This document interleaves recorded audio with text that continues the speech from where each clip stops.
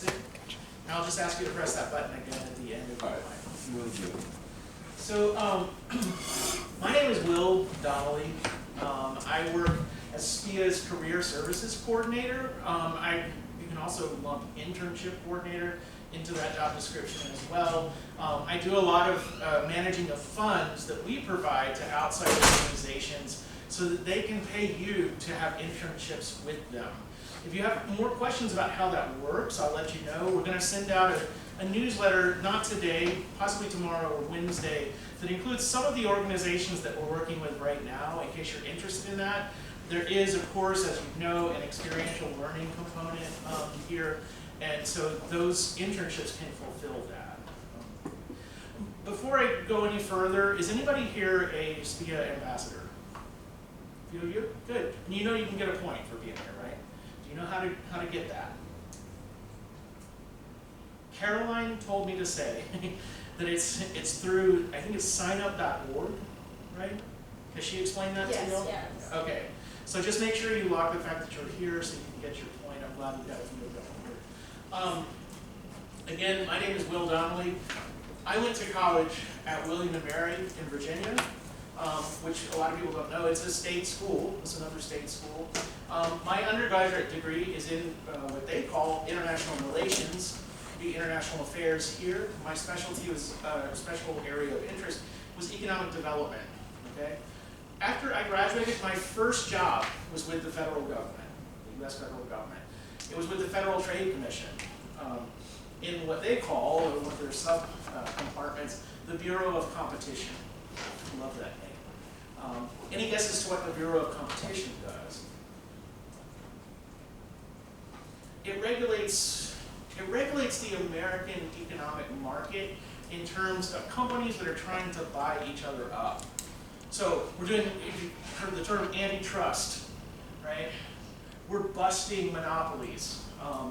And my job was to help research so that we could do it, to see, say, a certain merger is coming up, we've got to check, do all this research. Is it going to create a monopoly? Because that's going to be bad for the American consumer. If we think it is, we take them to court. And I did that for a little while. One thing I found, and you may already know this or not, is that living in Washington, D.C. is very expensive. And in my position, I was not making enough money to really sustain that, or at least not to sustain it in a way that I felt really happy. I loved the job. I ended up going into finance. I worked for an insurance company called Nationwide for a while in South Florida. As many of you may know, insurance has gotten expensive, especially in Florida, especially in South Florida. Why might that be? Yes, hurricanes in particular have gotten really bad. Nationwide, about several years after that, they decided we're not going to really insure new properties in Florida anymore, so we're going to start laying all of you off. At which point I thought, okay, great, this is a good time to go back to school. I'm going to get a master's degree. What do you think I got my master's degree in? The wilder the guess, the better. Political science. Nope. Nope. Education. Nope. Although I did teach while I was getting taught college classes. So the wilder the better. I got a Master of Fine Arts in Fiction writing. Okay. Which you can do. I bring this up because I just want to say, like, and I'm going to be giving another talk about this later this year. You're not tethered to what you major in for the rest of your life. The fact is, more than 80% of people in the American workforce today are working in fields outside of what they majored in at this moment. It doesn't mean that they never will or that they never have. It just means that right now they aren't. And I always enjoyed writing and thought I'd check it out. In fact, I liked it so much that after that I went on to get a PhD in that subject, literature and creative writing. And for the past 10 years, until just May of this year, I was an associate professor of fiction writing at Berry College over in Rome, Georgia. And now, I'm getting back to my roots. in short, I won't go into too much about it. I love Berry College, but faculty life was also not all that satisfying to me in the end. I was always having to read the books that I was assigning everyone else to read. I love working with students. I still do, and that's why I love this new job. But I feel like I'm getting back to my core here, international affairs. I am very much a political junkie. I keep up with it all the time. If you ever want to come by and talk about stuff, feel free. My office is over in Candler Hall, room 107. But what I'm really here to do as well, and I'm just to let you know, if you have questions about jobs after you graduate or jobs while you're here, including internships, I'm here to help. Having taught writing for as long as I have, I'm a very good proofreader. If you've got cover letters, you've got resumes, I can definitely help you with that. But more than anything, and especially for the seniors in the room, is anybody feeling a little nervous about that? A little bit? A little? Yeah, I think that's pretty normal. I felt that way too. I had a friend in college who said it feels like I'm running towards a cliff and I'm not allowed to stop running. And I know I'm going to land somewhere, but I can't see that yet. You know? And I thought, yeah, that pretty much says it. That's how it goes, you know. It can be a nervous time. I can also help to allay those fears. Okay? As you can tell, I've worked in a lot of different fields over time. I think that's part of the reason that they like me for this job, because I know how to apply to the federal government. I know how to apply to private business, the private sector. I've done a little bit of work with nonprofits. I even know how to apply to the academic world, which is a whole different animal. It is bizarre. But the US government's a little bit different too. Does anybody in here, and I'm not asking for commitments, does anybody like maybe interested in working for the federal government? Yeah? Does anybody, any of the hands that are up right now, do you have like a certain area or agency in mind or at all that you might be interested in? Maybe? Yeah? What are you thinking of? State Department. Cool. Like Foreign Service? Mm-hmm. Awesome. Anybody else? Foreign Service? Foreign Service? Yeah. Intelligence. Intelligence. Do you have an agency in mind? Okay. Well, I'm going to do another presentation later this year, as you probably know, on intelligence careers. This is great. The Foreign Service application process is a little bit different from other government jobs. And I'll get to that in a minute. I promise you that I'm not just going to read my slides. I just hate when people do that. You know, you can read the slides if you want. But one barrier that I've noticed in talking to people in the past to working in federal government is that people think, yeah, but I'm going to have to live in Washington, D.C. or that area at some point. You know. And the truth is, as you can see here, less than 15% of federal government jobs are actually in that area. It's not to say that there aren't a ton of those jobs in that area. It's just that the federal government employs a lot of people. And in the case of the Foreign Service, that's kind of obvious. You know, you've got embassies all over the world, consular offices, and so forth. Of course, the State Department is located in D.C. itself, the headquarters, but it's spread out all over the place. But if you think about it, you've also got things like field offices for the FBI in places like Atlanta, Los Angeles, New York, all over the place.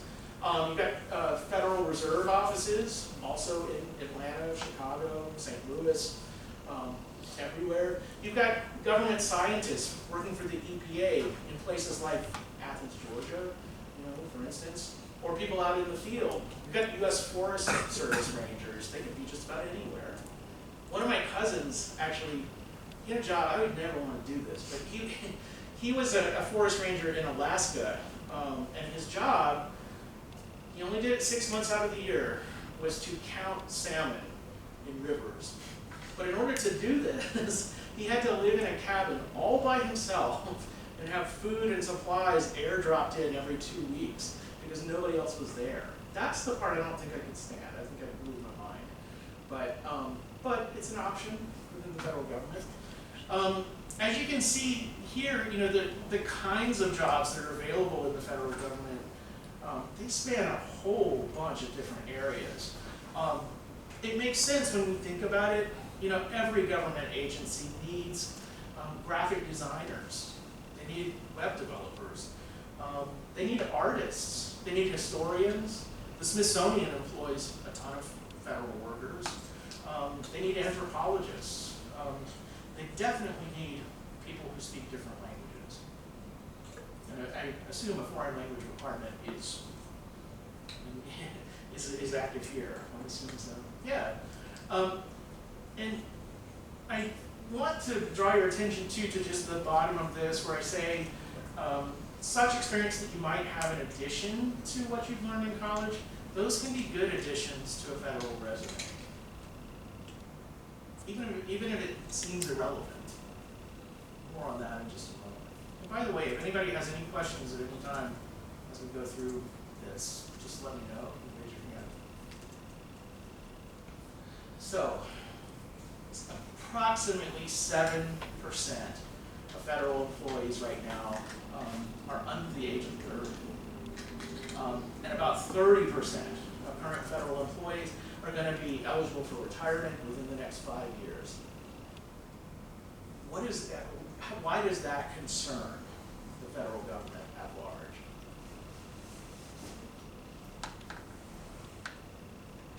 They gotta fill those roles. That's right, yeah. They're looking at a shrinking future right now.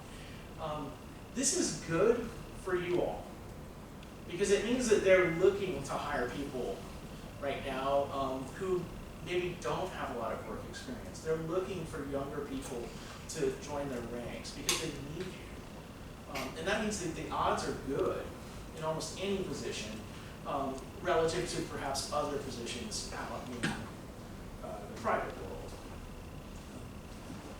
A couple of reminders here. From the time that you apply for a federal job until the time that you actually begin the federal job can take a while. So it's good to start searching for them now. Maybe a little early in some cases to apply, not for intelligence careers, those take a long time. But for most jobs, it's good to go ahead and check it out now. And where do you find listings of federal jobs? Anybody know? USA Jobs. USA Jobs, yeah. I'm actually going to get out of this for just a second. usajobs.gov. This is that website. Has anybody spent any time on here before? Has anybody not spent any time on here before? Couple, yeah? It's, for those of you who know, the website can be a little overwhelming. There's a lot here, because at any given moment, the federal government is trying to hire a lot of people. And at this moment, as I said a moment ago, of course, they're trying to hire a whole lot of people. But you can search for all kinds of positions here. Is anybody looking, other than the foreign service, because that's like a whole different animal, but is anybody looking for a particular job within the intelligence community or anything? No? How about where would you like to live? Yeah. Montana, let's do it. So we can just go to location. I didn't know there was a Montana Alaska.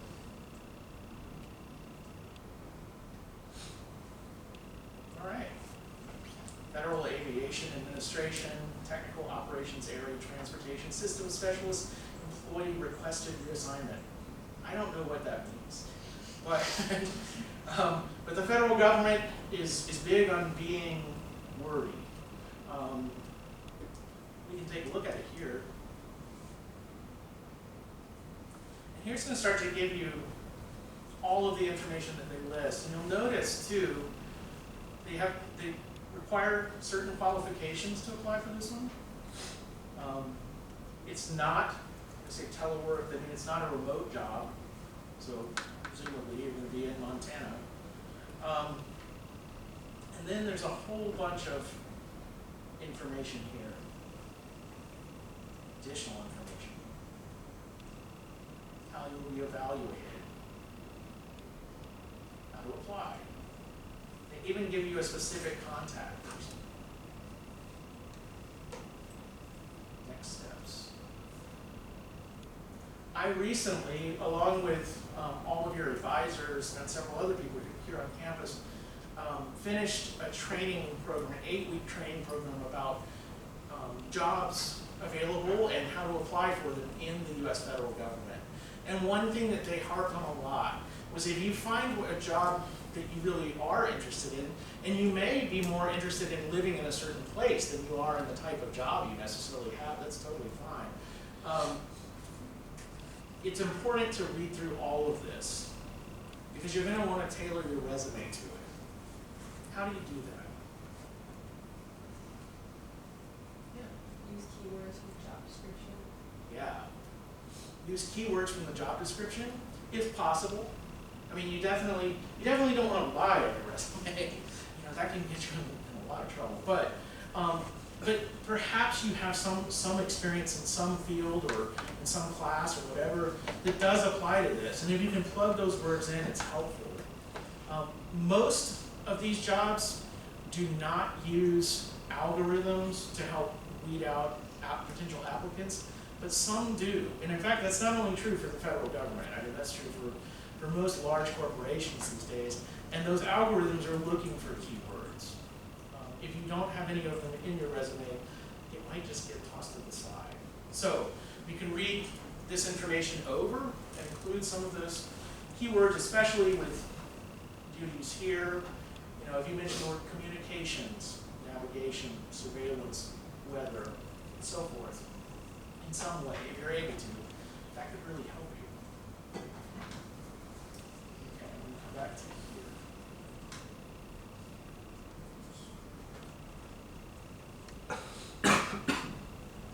jobs, and we're going to talk a little bit about background checks in just a moment. But as I mentioned before, the application to hire time frame for intelligence work can take about a year, sometimes more. In some cases, they can give you a provisional clearance beforehand while they're still doing the background check. But I'm not making this up. The background form that you have to fill out for a job in the intelligence services is about 130 pages long. So give yourself time to work on that too. Just something to keep in mind. In a moment we'll talk more about that, but for now, federal resumes are a little different. I note up here, has anybody used the resume builder yet? Have you played with that at Career Services website? Some. Career Services has great tools to help you put a resume together. It looks very formal, they give you a layout, and you just kind of fill in some information about past work experiences and so forth. Normally, in the private sector, most jobs that you apply for, they recommend that other than your references, it should only be about a page long. But that's not true for federal resumes. They're normally in the range more like 2 to 4 pages, maybe even 5, if you have lots and lots of experience. I'm guessing most of you at this point probably don't have 5 pages worth of job experience, but that's okay. But going on to that second page or even a third page is totally fine, because the federal government really is interested in what kinds of jobs have you had leading up to this. Who in here, say, has ever worked in a position like anything involving retail? I have. Great. Anybody in food service of any kind? Great. A lot of you. There are lots of what employers, including the government and everyone else, would call transferable skills that you learned in those jobs. One of them is how to deal with strangers, how to deal with the public relations. All of those jobs involve that. They involve following a schedule, getting to work on time, right? Taking responsibility maybe for a certain set of tables, a certain area of the store, so forth. Those are just a couple of examples. Maybe you haven't worked in jobs like that, but you've worked in other jobs. That information for federal jobs is important because those skills are crucial. They're skills that you'll probably benefit from for the rest of your life. So even if it doesn't seem relevant, the federal government wants to know about it. What other kinds of skills, like particular skills, do you think you might want to include on a resume for the federal government? Yes? Technology skills, like coding languages, things like that. Exactly. If you know different programming languages, those are excellent things to include. Or if you're just really well versed with things like Excel or Google Sheets, something like that. Any of that stuff is also important to include. And if you can mention the name, it's much better than just saying, I know what I'm doing with computers. The more specific, probably the better. What kinds of other skills might be important on a resume like this? Foreign languages. Yes. And also, not only say, my foreign languages include Arabic, Spanish, Swahili, I don't know. But also, how proficient are you in those languages? Do you read, speak, understand them well? Are you at different levels in different areas? And it's fine, but foreign languages are also very valuable to list. Any others you can think of? Project experience. Sure. What's an example of a project? I don't know if you have one on the top of your head. Like the ones that I had one of my resume did class, and it's not really federal tailored, but it was like we had to come up with a new idea for an insurance company of how to do payments, so something like that. Yeah, I mean, that sort of project, I would think, if I were an employer, shows management skills because you have to manage the project, bringing a particular project to completion, right? And that project is probably pretty complex. And so you've got this kind of ability to multitask, manage multiple things at the same time. And those, again, are going to be those kinds of transferable skills that will be transferred well to just about any job out there. I say at the end, keep your resume formal, plain, and easy to read. Don't use Comic Sans font or some kind of like weird balloon font or something, You may think it's making you stand out. It is, but not in a good way. So keeping it kind of, relatively boring is a good idea. Using really active verbs is a good idea. This is my English professor coming in here a little bit, but it's true. Say for instance, if we're talking about a project, designed, managed, implemented, and completed a project on, right? And so there are these active verbs where you're saying, this is what I did. This is what I can do for you too, right? This is a little grammar trick that I would recommend for anyone, and especially on resumes. Avoid adverbs. As a general rule, adverbs are words that end with ly. She spoke quickly. He ran slowly. A better way to say it would be he moseyed. She rambled. Strong verbs work better, and honestly, there's value in efficiency of language, including on your resume. There's also value, of course, in having someone else look over your resume.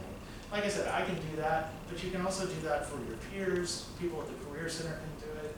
Probably some of your professors can do it if they have time. So, just some things to keep in mind. We already looked at USA Jobs a little bit, usajobs.gov. It does not include jobs for the State Department, particularly for the Foreign Service.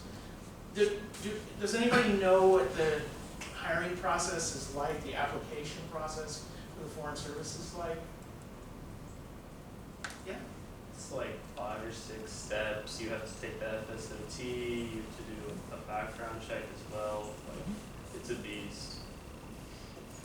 It is a beast. What's the FSOT? The foreign service officer test? That's correct, yeah. There is, in fact, if you were interested, if you're about to graduate, you can register right now to take the test that's coming up in October. The Foreign Service sets up testing locations all over the country. I believe they're going to do one, at least one, here at UGA, although I'm not positive about that. But if you look up FSOT or Foreign Service Exam, as it's often called, you can register for that test. That is step one. The test is hard. And it's hard in part because it's hard to study for. They ask you a lot of random questions. I took it once, mostly just because I was curious. In fact, I might do that again and then turn down the job if I get it. But the first time I took it, I didn't pass. I've learned since then that that's pretty normal. Most people take it 2 or 3 times before they make it to the next round. And I'm sure it was long ago when I took it that the questions have changed. But one question that I got, or a couple of questions, one question was, who was the dictator of Haiti from the time of Haitian, sometime soon after Haitian independence until the 1980s? I knew the answer to that. The next question was, what was the name of Ray Charles's first American album released on a major label? I did not know the answer to that.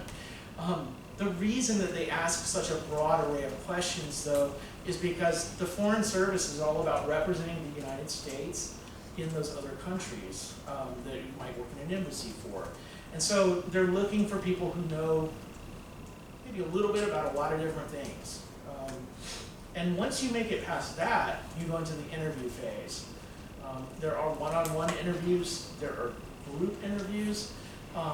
It's a long process.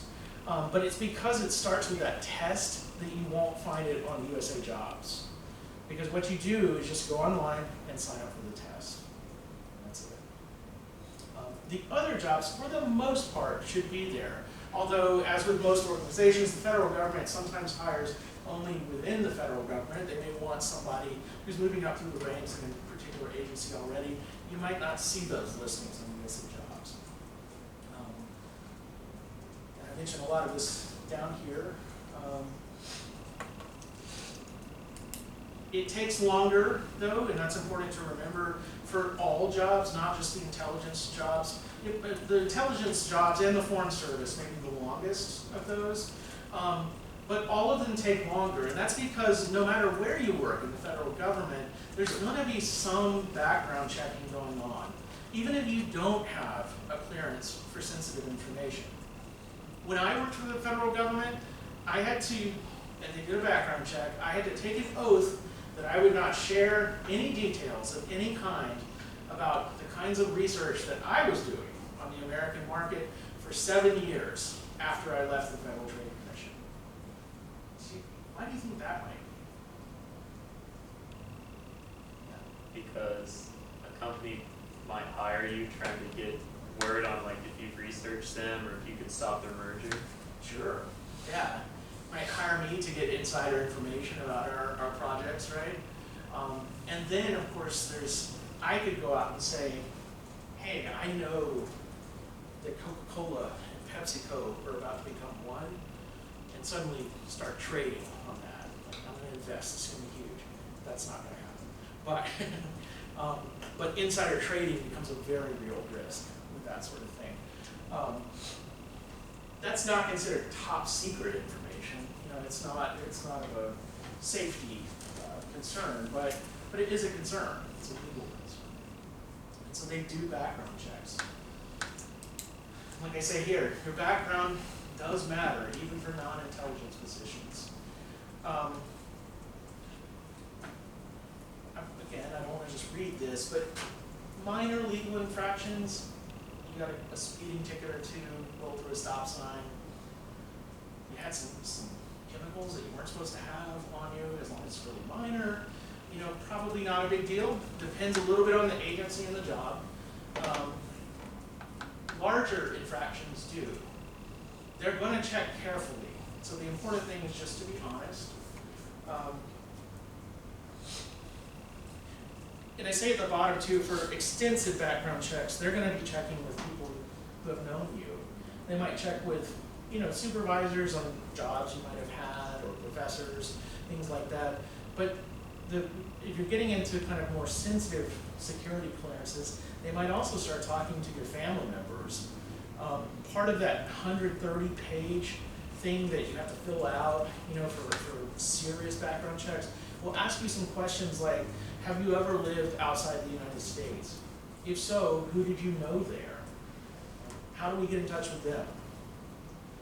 What was your address there? What is every single address that you've ever lived at? Hopefully you got that information somewhere. I don't know, but it's important to kind of hang on to that sort of information. And as a courtesy, it would be good to let those people know that they might get a call, or might get asked a few questions. It's probably not going to be really bothersome. They mostly just want to make sure that you weren't involved in anything nefarious with these people. They're just trying to be as safe as they can. But it is nice to let them know. That number 3 bullet there is true of any job. Just be careful generally with what you're posting on social media. I know I probably don't even have to say that. Even not related to employment, it's like that kind of stuff can get people in trouble down the road. We see it happen all the time. But almost any employer is going to check your social media in this day and age. They're probably going to take a look at it. What kinds of stuff shouldn't you post? Yes? Alcohol, drugs, anything That's a good one. illegal. Yeah, especially if they're pictures that were taken, say, with alcohol before you were 21. Yeah. It's less of a big deal if you're 21 and you're just like, out having a beer with some friends or something. It's not a big deal. You don't want a picture of yourself, though, like passed out on the grass. Illegal drugs, bad idea. And generally, you can be silly, funny on all forms of social media, but keep it professional enough that it's not going to raise red flags. Because anybody who's hiring you, including the government, but anybody else, they're thinking once they do, you represent that organization on some level, whether you're at work or not. So, just some important things to keep in mind. Actually, I'm going to out this for just a second because I pulled up. This is called the questionnaire for non-sensitive employment. It's kind of hard to see, I know, but I can help tell you about some of this anyway. This is for people who don't need security clearances. You've still got to fill out a whole bunch of stuff here, including information about citizenship, date of birth, place of birth,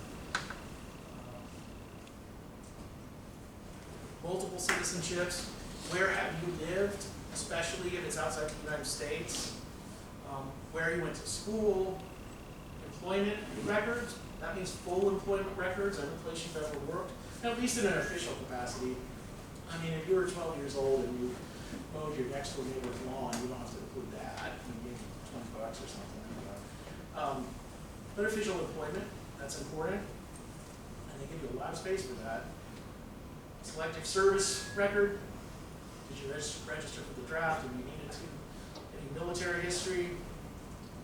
Police record. Have you ever been arrested, cited, or summoned?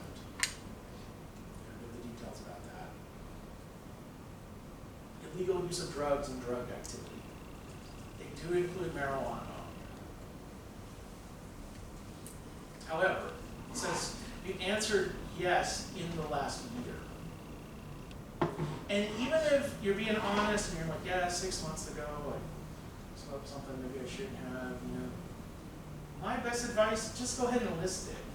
Laws, especially involving marijuana, these days are changing. In some states, it's not illegal. In Georgia, it still technically is, but things are changing. Now, some of the other things, of course, the first one, crack cocaine. That's going to be for you to different light probably. But again, it's within the last year. There's still a lot to fill out. Financial record. They're going to check your credit. I personally don't think it's really fair to check people's credit, but most employers do it these days. And one piece of advice that I would give you, and I've always given students in the past, is if you don't have a credit card, you should get one. Not so that you can go into debt, but so that you can make a few purchases every now and then, and it's not so much that you can't pay it off as soon as the bill comes, you know. But by doing that, you establish your credit. You work up good credit, and if you have a good credit rating, people are more likely to hire you.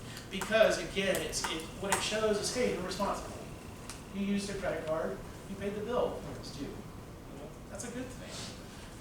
But it is a way of establishing that official record.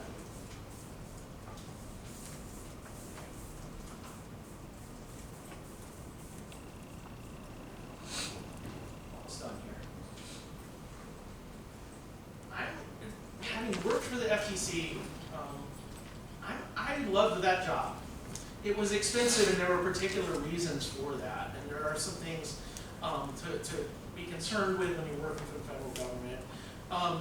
But something that they kept telling us during that training, and something I know from experience, is that most people who work for the federal government, they really believe in the importance of what they're doing. You know, that doesn't mean that they're going out running around with a giant American flag. And, you know, it's not that. It's more that, you know, they care about the people who are part of their community. They care about the people who are in other communities, people around the world. You know, some government jobs pay quite well, and over time you can certainly move up in those positions too. Some of them pay a little less, but in many cases you'll be able to live where you need to live for the most part. The reason that it was not enough in my case was because I was working at the FTC during a period of time when its budget was being cut. And so when I came up for a raise, and I was thinking, oh, this will solve all my problems, I didn't get it. And it wasn't because I was doing anything wrong, it was just because they didn't have the money all of a sudden.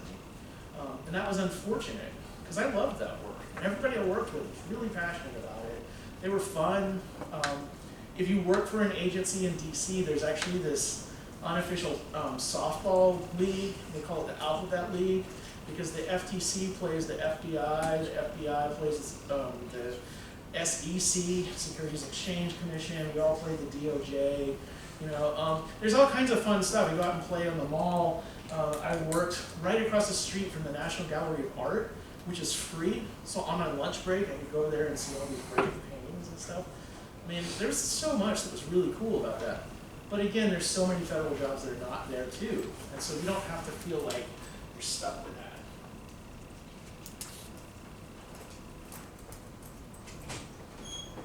The reason that the FTC's budget was shrinking a bit when I was working there was because we were between, transition to a new presidential administration had just occurred.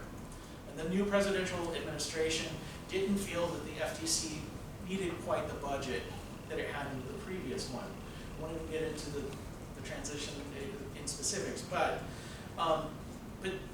it's all just to say that in federal work, budgets can fluctuate for various reasons. Not only for transitions between administrations, although that's certainly one of them. And those transitions too, they take a while. I mean, you know, we had a presidential election in 2020, the new president sworn in 2021. I would have to imagine that at this point, you know, 2.5 years after that swearing in, those effects are still trickling down. Because so many people get replaced, different rules are put into place. It's just something to be aware of with the federal government. And so I thought it was worth mentioning, especially since I have that experience with it. Now is the time when I try to answer questions. I know this has been kind of a general overview, and if you have very specific questions, I may not have the answer for you right now, but I can certainly try to find out and let you know. Does anybody have any questions right now about federal work? I will say this, if you're looking for federal internships, those can also be found through the USA Jobs website. They put everything on there except the Foreign Service, right? But go to USA Jobs, you go back to the homepage here. Let's say students and recent graduates. Search internships, recent graduate jobs in particular. Yeah. For doing internships, what stage in college should you do? Like your later undergrad or something? Yeah, generally we recommend not doing an internship during your first year in college. Sophomore year, maybe, but those third and fourth years, that's really kind of prime time. I think, something like an internship between your third and fourth year, if you can do a summer internship, that's great. That's excellent. And that way too, that experience is kind of fresh in your mind, fresh in terms of your experience. It's something you can put on a resume. Federal internships were notorious for many years for being unpaid. I'm happy to report they're getting a lot better about that. They've been able to funnel more money into it. Because if you think it's hard to live in DC on a smallish salary, it's really hard on zero salary. But they're getting much better. And it's also kind of, and I think they have acknowledged this, but it creates problems because it means that students whose parents have a lot of money are more likely to be able to do those jobs. And the federal government these days, they really want a broad spectrum of just Americans working in the federal government. And so they're really trying to diversify as much as possible. Any other questions? Yeah. So you said the Foreign Service internships won't be on USA Jobs? Is that right? Some of those might be, yes. So for the internships, it's mainly the Foreign Service officer jobs that won't be. But that's just because of that particular hiring process for that. But a lot of their internships will be. For the internships, do you have to do the background checks or the FSOT or any of those things? Or? They will do at least a limited background check, but they understand kind of the timeline that student interns are working on too, and it probably won't take quite as long. One thing too, for those of you thinking about the Foreign Service, a lot of Foreign Service officers go through the Peace Corps before they go into the Foreign Service. That's not to say it's not a requirement, but there is something to keep in mind, and just something to think about. We have a local Peace Corps recruiter who lives in Atlanta. His name is Harrison. He's coming here in, October the 4th, 2 p.m., this building, room 264. I'll remind everybody about this. We'll be sending stuff out as the time gets closer. But if that's something that might interest you, it's a really good way to learn languages and also just a really good experience for that kind of international work. Any other questions? About anything? About me? Yeah. What was your favorite job you had? From working like insurance to Barry? That's a good question.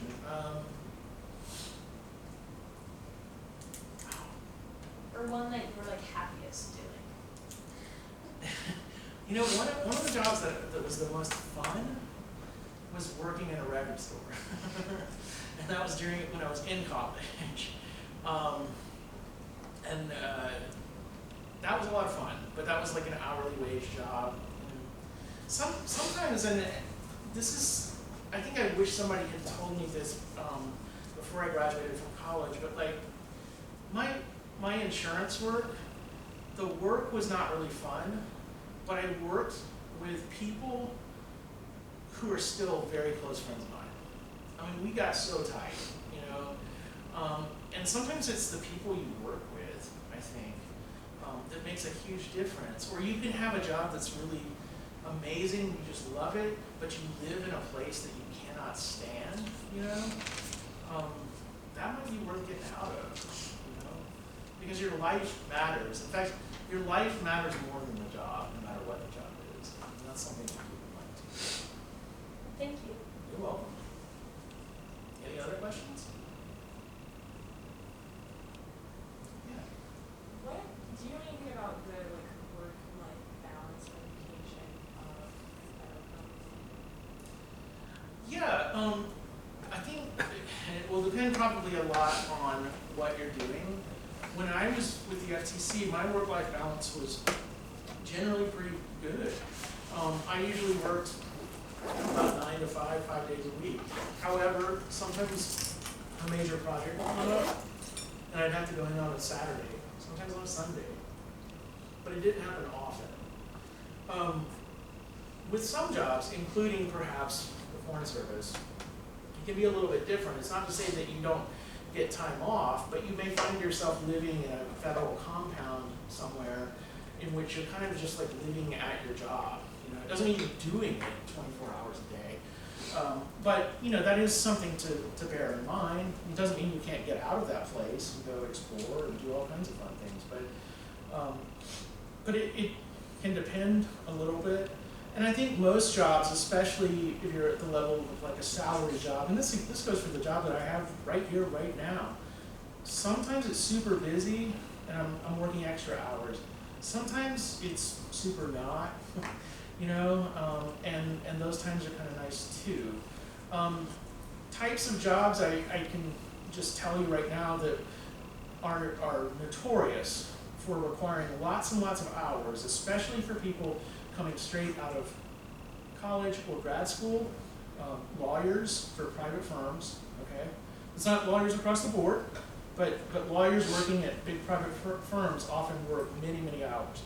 I doubt this is a problem for anyone in this room, although I don't know. Medical doctors, medical residents work long hours, typically, especially at first. But you know, I assume I'm talking to a mostly SPIA crowd.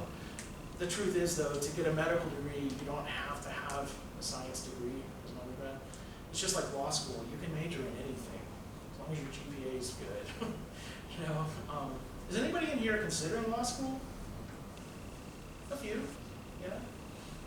I'm not trying to scare people away from the law, but that's just to be specific. Like before you take partner at a law firm, oftentimes the hours are pretty long. My hours as a professor were pretty long. And one of the things that, I don't know, began to wear on me, even though I loved teaching, this feels a little bit like teaching, I don't have to grade anything, which is great, was the fact that, you know, I was taking stacks of essays and projects and assignments home on the weekends. You know, it was kind of like my job never stopped. It just never stopped. I could think, oh, I'm going to take a break. I'm going to watch a movie, go for a bike ride, go hang out with some friends or something. But then while I'd be doing that, I'd be thinking, yeah, but that stack of essays is still at home, and I really should be working on that. And that kind of started to bother me after a while. There are other jobs that can take a lot of hours, but like I said, your life is more important than your job. And so unless you really like working that way, working at major consulting firms, I've heard, can be really grueling sometimes, especially for new hires. Any other questions? Do they use AI software for checking cover letters, resumes, that sort of thing? Yeah, when I was saying algorithms, many people say AI.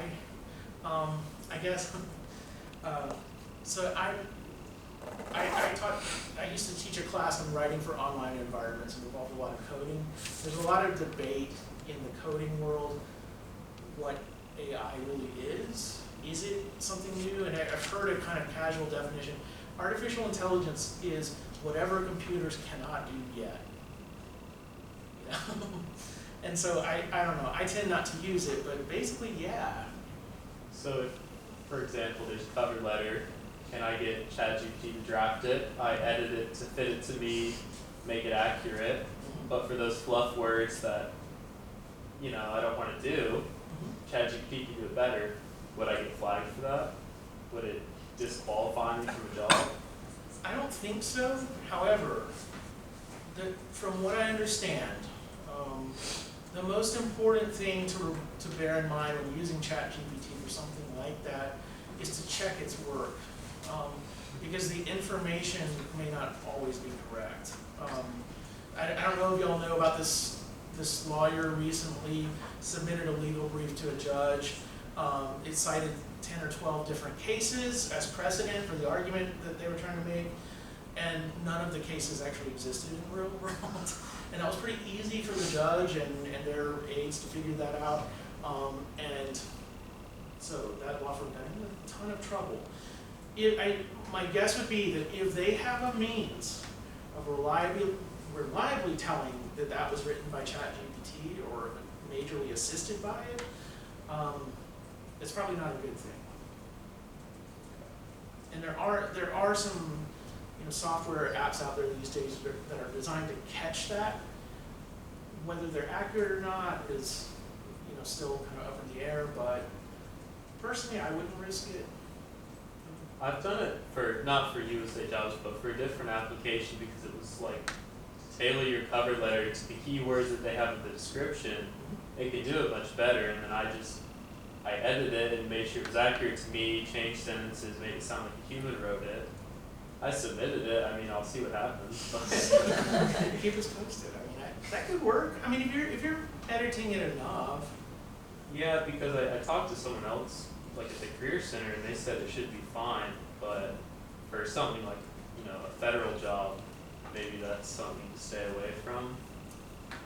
I don't know what they're using to determine that kind of thing right now. My personal philosophy, honestly, is we're all going to be using AI pretty soon. So, we might as well get good at it. And that's not to say we should get good at cheating. What I mean is, it's going to come into play in all kinds of different jobs that we do. So, I think that if you edit it enough, and it puts together some paragraphs that really do sound really nice, I would just be sure that you proofread it carefully, maybe have a couple of other people also look it over and see, does any of this sound weird? Or, because I do think there's something of your voice that comes through when you write it. But again, if you're editing it with some of your own stuff, yeah, it might be all right. Okay. Any other questions? Does anybody want my email address? I can give you these to go away with. Yes, you have a question? Oh, I would Just just want like the your address? help. Yeah, if anybody wants these, that has